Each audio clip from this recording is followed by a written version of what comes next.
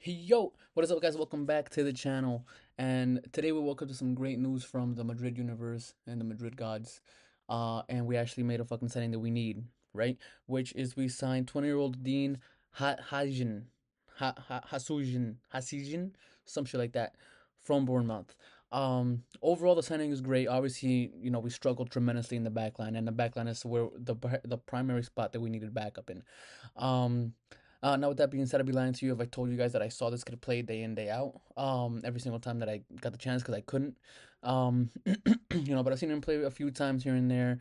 And since the rumors came out that we were gonna try to sign him, I went back and I saw everything that I could possibly see him. And overall, I'm very happy with the signing. 50 million his release clause. It's not crazy high considering how the market's been, lately. We'll see in a good. I feel like we'll see in like 2 years whether or not it's fully justified. Um, but yeah, so the signing overall is great. It's less than a month until the Club World Cup kicks off, so we definitely need it. We definitely fucking need it. Like I cannot understate that enough. Especially like whether or not it's a glorified tournament, just a scam to make money. At the end of the day, still a trophy, and Madrid will always fight for those trophies. Um, but yeah, so I mean, like I said, the signing's great. It also changes two more things, right? So the first thing that I was seeing is that the president was reluctant to sign Saliba from Arsenal because he's gonna have to pay a fee. Now I believe the fee would have been around 75 million, considering Saliba has 2 years left on his contract, which to me for a player like that, to be honest, in the situation that we were in, I would have gladly fucking said yes to that, right? Especially since we know that we're probably gonna have to let go of a few players in midfield, one or multiple depending on who it is that exactly that we let go of. But I think today, like this summer, would have been a great time, right, to try to let go of someone like Chouameni, and possibly use that in order to get Saliba, right? But us getting Huijsen, Hasijin, whatever, changes a few things, right? One, if the rumors are true and Xavi's going to go to a backline of three, then we automatically have Huijsen, Asensio, and the third player, which would be Rudiger, right? Now, at that point, experience is always very valuable, but Rudiger has shown that he both has the experience and he still has that, that dog in him. Like, I believe he still has the legs in order to give us another season or maybe even two at the top of his game and being the forefront and the mainstay and the veteran in that back line. So I think it helps us out that way. Now, obviously, best case scenario, Saliba doesn't renew his contract for whatever reason, and we could get him either next season for very cheap or the season after that completely for free. Um, which I doubt, like, I'm more than likely he's going to renew, so we're probably going to have to negotiate from, the bottom up. But that's best case scenario, right?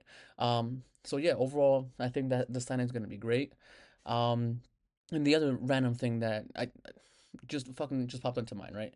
So everyone knows that sometimes managers feel pressure from the higher ups in order to replace certain players or to operate a certain way, or they go up and they're like, "Hey, we need this, we need this, we need this," and the president, whoever is in charge, just says, "No, we can't do that," and they just take it.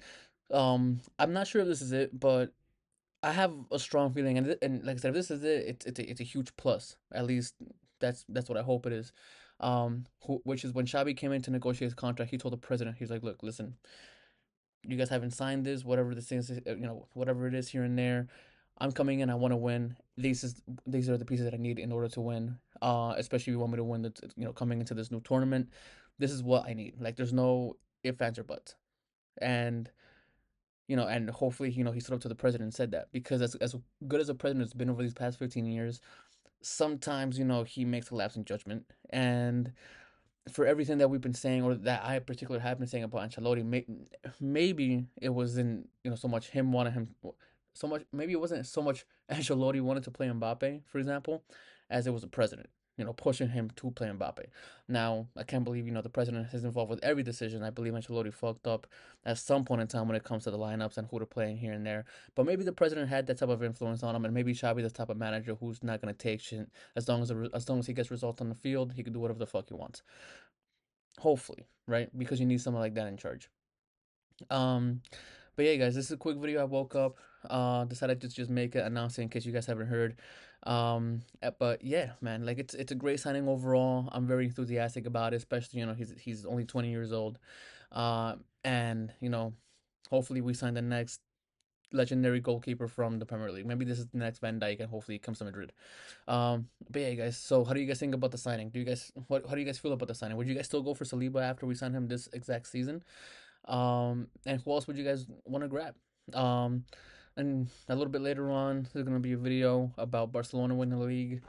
I need some more time to compose myself and to cry a little bit before I have to go on and honestly just give them props for winning the league. Um, but yeah, guys, until the next one, laters.